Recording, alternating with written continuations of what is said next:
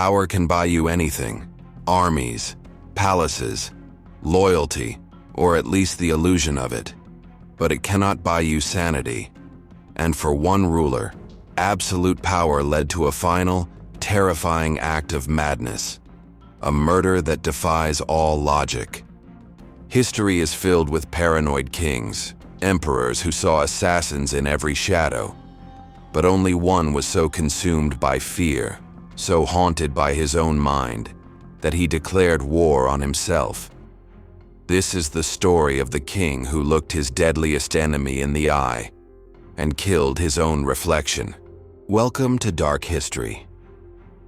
Today, we descend into the mind of a monarch so lost to paranoia that reality itself became his enemy. We will uncover the psychological trauma that created the monster, witness his terrifying descent, and stand before the shattered remains of his final victim, his own image.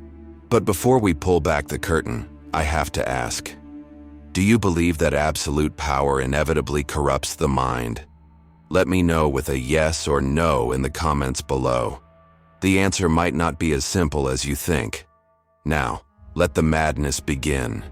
Our story takes us to 6th century China, to the court of Emperor Wu of the Liang dynasty. But the man we are about to meet is not one single historical figure. He is a composite, a ghost assembled from the true accounts of the most paranoid rulers in history. His story is woven from the madness of Caligula, the cruelty of Ivan the Terrible, and the bizarre superstitions of Emperor Wu himself. Let's call him the Shadow King. Like many tyrants, his childhood was forged in blood and betrayal. He ascended the throne as a boy, his parents assassinated by plotting courtiers. He grew up in a gilded cage, surrounded by smiling faces with daggers hidden behind their backs. He learned early that a whisper could be deadlier than a sword, and that trust was a currency for fools. In his early years, he was a competent ruler. He reformed the government, built temples, and expanded the empire. But the seeds of paranoia, planted in his childhood, were beginning to sprout. A famine, a lost battle, the sudden death of his beloved wife. He saw conspiracy in every misfortune. The world was not simply happening, it was being aimed at him. This is the turning point where a leader becomes a tyrant. If you are fascinated by the psychology of power and the dark secrets that history tried to forget, then subscribe to Dark Chronicles and ring the bell. You are about to join an inner circle of truth seekers. His paranoia needed a target, a face, and he found it in the most unlikely of places, the polished bronze mirrors of his own palace. In the ancient world, mirrors were not just objects of vanity, they were magical portals. Superstition held that a mirror didn't just show your image, it captured a piece of your soul. To break a mirror was to fracture your own spirit, inviting 7 years of bad luck. It was believed that demons and evil spirits could use mirrors as gateways into our world, or even trap your soul within them. For the Shadow King, this wasn't superstition, it was fact. He began to see things in his reflection. A flicker of a smirk when he was not smiling. A shadow moving behind him when no one was there. He saw the face of a rival, a traitor, staring back at him with his own eyes. The man in the mirror knew his deepest secrets, his darkest fears. He was a silent, ever-present judge. The king would spend hours in front of a mirror, locked in a silent battle of wills with his own image. His advisors would hear him whispering, then shouting at the empty, polished surface. He started with small edicts. Mirrors were to be covered after sunset, lest they trap evil spirits in the dark. Then, he banned them from his bedchamber, convinced his reflection was trying to steal his breath while he slept. Finally, in a fit of terror, he issued a decree that would shock the empire. Think about it for a moment. Have you ever felt a strange sensation while looking in a mirror late at night? A feeling that you're not entirely alone? Share your spooky mirror stories in the comments. You'd be surprised how common this feeling is. The decree was simple and absolute. All mirrors in the palace were to be destroyed. Not removed, not stored away. Destroyed. His personal guard swept through the palace. The sound of shattering bronze and splintering glass echoed through the halls.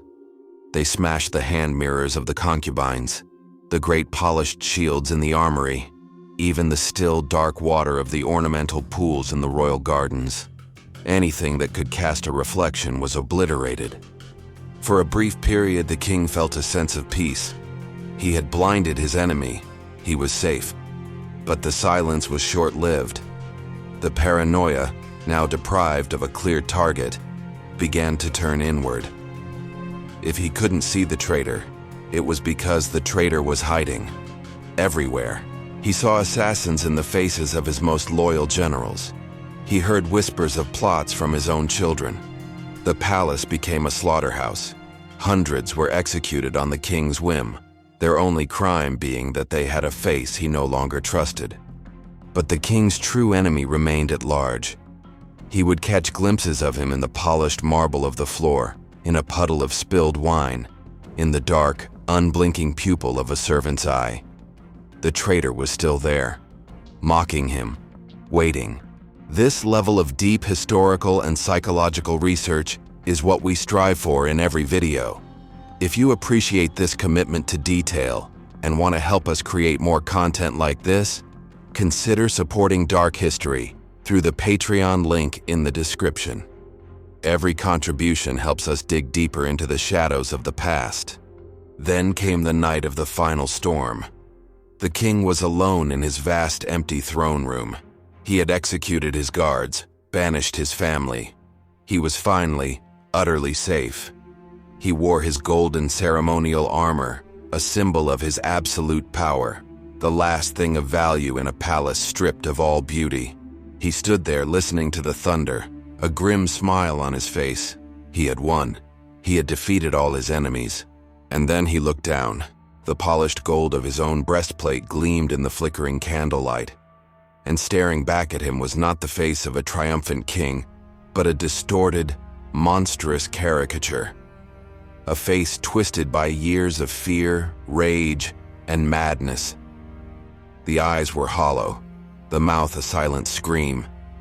It was the face of the traitor, the one enemy he could never escape, because it lived inside him. This was the final betrayal. The enemy wasn't. Then came the night of the final storm. The king was alone in his vast, empty throne room. He had executed his guards, banished his family. He was finally, utterly safe. He wore his golden ceremonial armor, a symbol of his absolute power, the last thing of value in a palace stripped of all beauty. He stood there, listening to the thunder, a grim smile on his face. He had won. He had defeated all his enemies. And then he looked down. The polished gold of his own breastplate gleamed in the flickering candlelight. And staring back at him was not the face of a triumphant king, but a distorted, monstrous caricature. A face twisted by years of fear, rage, and madness. The eyes were hollow, the mouth a silent scream. It was the face of the traitor, the one enemy he could never escape because it lived inside him. This was the final betrayal. The enemy wasn't just in the reflection was the enemy. With a guttural roar that was more animal than human, the Shadow King drew his own sword. The blade, a masterpiece of folded steel, was itself a perfect dark mirror. And in it, he saw the monster rushing towards him. He lunged forward, plunging the sword with all his might into the gleaming gold breastplate, into the heart of his own reflection. He collapsed to the floor, the hilt of the sword protruding from his chest. His armor, his symbol of power, had become his tomb. As the life drained from him, he stared at the dented, blood-splattered metal. The reflection was gone. The monster was dead.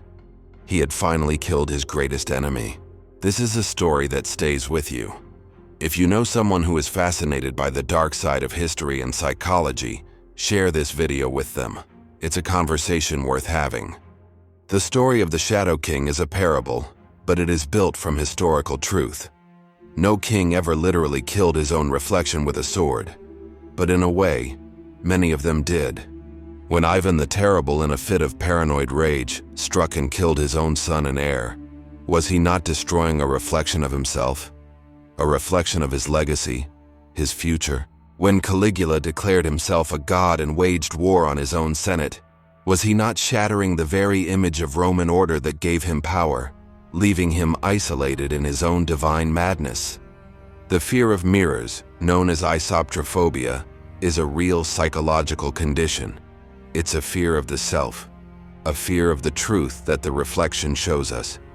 For these paranoid kings, the reflection was a constant reminder of their own mortality, their own flaws, their own monstrous transformation. To destroy it was to destroy the truth. Absolute power didn't just corrupt them, it isolated them. And in that profound isolation, with no one left to trust, the mind turns on itself. The greatest enemy is no longer the assassin in the shadows, but the undeniable monster staring back from the mirror.